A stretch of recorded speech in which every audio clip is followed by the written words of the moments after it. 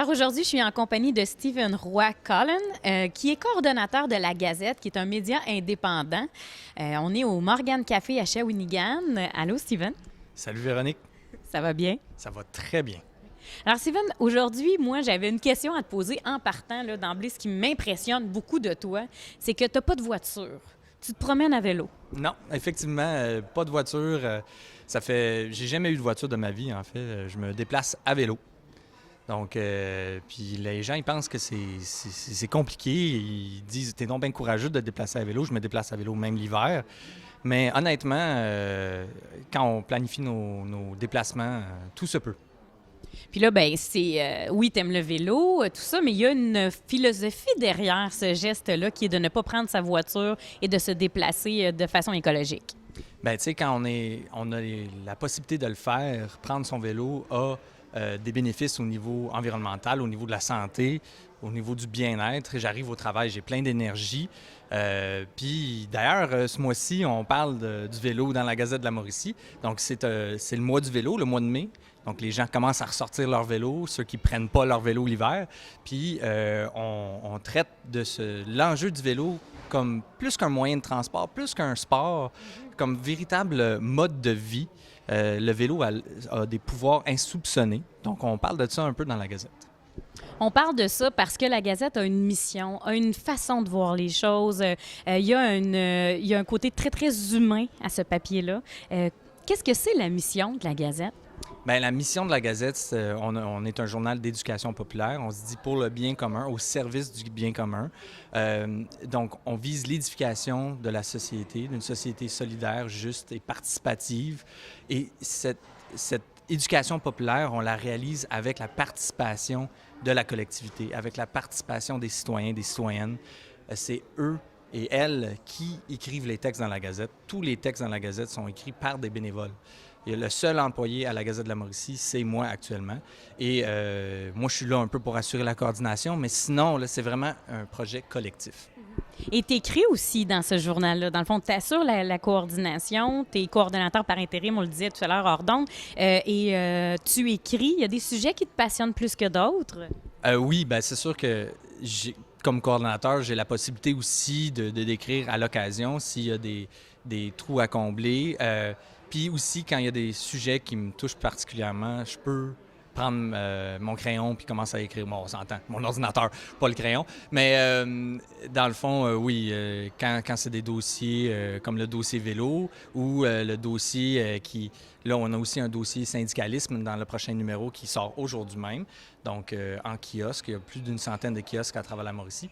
Puis, il y a le 1er mai, c'est la fête des travailleurs.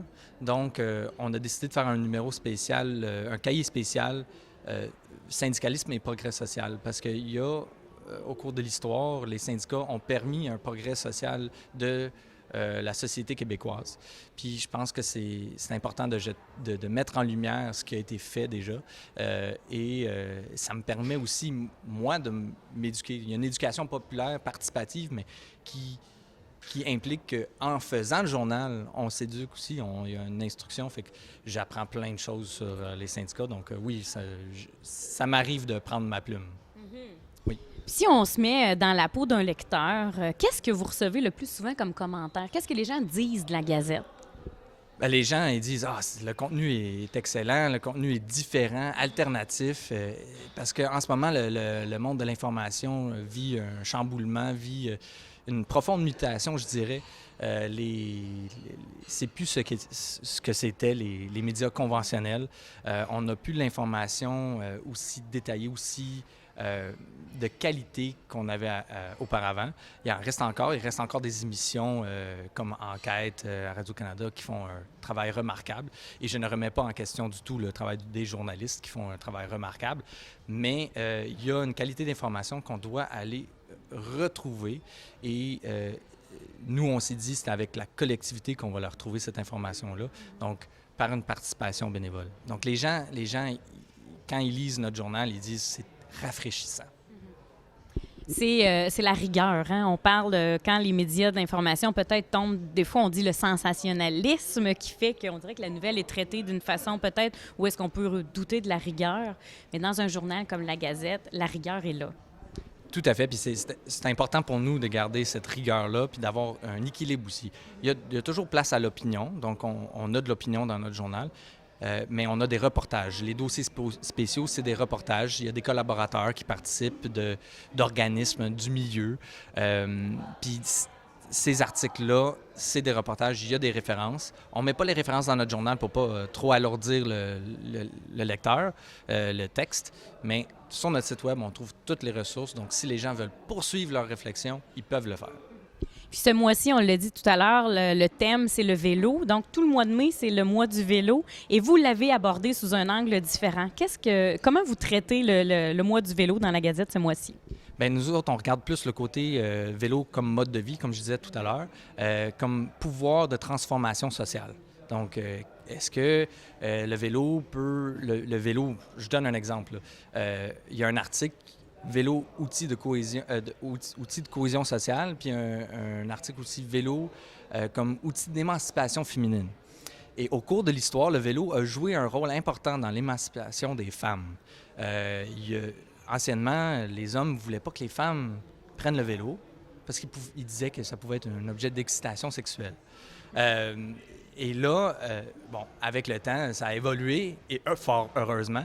Puis aujourd'hui, on constate que, comme il y a Marie-Josée Gervais au Défi du Parc, qui, elle, fait un travail extraordinaire pour amener les femmes à faire plus de sport. Puis le vélo est un moyen encore d'émancipation féminine des femmes dans le sport. Donc, c'est des sujets qu'on explore. Donc, c'est plus le côté social du vélo. On explore aussi le pouvoir du vélo comme pour l'aménagement urbain. Donc, le vélo, quand on aménage notre ville pour favoriser la pratique du vélo, il y a un effet boule de neige sur la collectivité, donc pour le bien-être de la collectivité, parce que l'aménagement est fait, c'est plus convivial. Pour les piétons, c'est plus convivial pour tous. Donc, on explore un peu ce côté-là aussi. Hier, il n'y a pas plus tard qu'hier, je parlais avec des amis, puis on disait au Québec, on dirait on manque un peu de civisme. Hein? Tu sais, quand on se promène, on partage la route. J'étais avec mon fils puis un autre de ses amis, puis on voulait traverser la rue hier à l'heure de pointe. Et ça a été vraiment compliqué. Vraiment, là, ils m'ont jamais laissé passer. Il a fallu que je me pointe en plein milieu de la rue puis que je dise, OK, un instant, on veut traverser. Est-ce qu'il y a une notion comme ça, quand on veut sensibiliser, on doit travailler à transformer la route, on dirait qu'au Québec, elle appartient aux voitures, puis que ça finit là? Oui, il y a un énorme travail de sensibilisation, selon moi, là, à faire. Pas juste de sensibilisation, mais aussi, comme je disais, d'aménagement. L'aménagement doit être favorable à la pratique du vélo. Actuellement, c'est beaucoup plus un aménagement favorable à la voiture. Donc, on est dans une culture de char. Par contre, beaucoup d'automobilistes sont des utilisateurs du vélo aussi. Donc, c'est juste des fois de se mettre dans la position du cycliste quotidien que là, on réalise, ah ouais, OK, finalement, il faudrait peut-être aménager de telle façon pour qu'on soit sécuritaire ou on se sente en sécurité. Il y a beaucoup de gens qui me disent qu'ils ne se sentent pas en sécurité dans le vélo parce que c'est pas aménagé de la façon que ça devrait être aménagé. Puis, je pense qu'il y a des solutions, les solutions existent. Puis, moi, je le constate aussi que c'est pas nécessairement l'aménagement le plus sécuritaire. Ton incontournable ce mois-ci, quel article qu'on doit absolument lire dans la Gazette? J'imagine que tu veux qu'on les lise tous, là, mais s'il y en a un qui est un incontournable, c'est lequel pour toi? Bien, moi, je dirais que c'est... en fait, c'est deux articles. J'ai-tu le droit de dire deux? Non. Okay. Bien, deux articles qui portent sur les Panama Papers. Donc, je ne sais pas si vous avez entendu parler de ça, peut-être récemment dans les nouvelles, qu'il y a eu une fuite de documents qui viennent du Panama sur les paradis fiscaux. Donc, on a l'opinion de Réal Boisvert sur les Panama Papers et également un article d'Alain Dumas, qui est un économiste, qui nous parle un peu du côté économique des Panama Papers. Donc, à lire absolument. On peut trouver la Gazette à 100 lieux de distribution un peu partout dans la Mauricie. C'est gratuit et aussi en ligne. Vous avez les médias sociaux? Tout à fait. Notre journal est en ligne, disponible dès aujourd'hui. Donc, on est le 27 avril, donc déjà disponible. Et oui, 100 points de distribution. À travers la Mauricie, on est de Trois-Rivières à La Tuque, mais on est aussi sur la Rive-Sud, Bécancour, Nicolet. Donc, vraiment facile d'avoir accès à la Gazette. Alors, la Gazette de la Mauricie, un journal, en fait, un média indépendant qu'on peut trouver partout gratuitement. Donc, procurez-vous. C'est l'édition du mois de mai qui est sur les vélos et aussi d'autres sujets passionnants. Merci, Stephen. Ça fait plaisir. Merci, Véro.